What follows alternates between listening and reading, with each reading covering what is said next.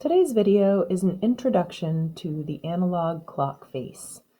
So I have here a circle and a little tick mark to mark our starting point.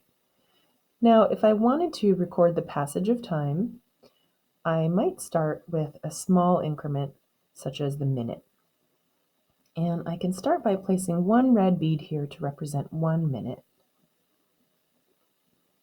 And another one would represent 2 minutes, 3 minutes,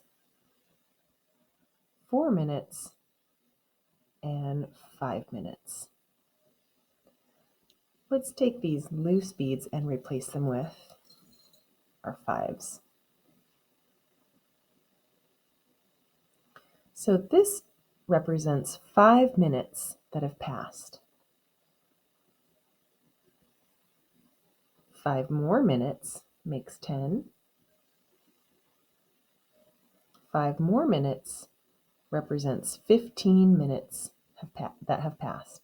So 5, 10, 15. And we can continue around the clock face.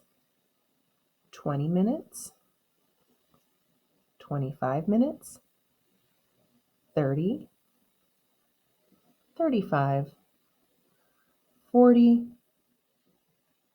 45, 50, 55, 60.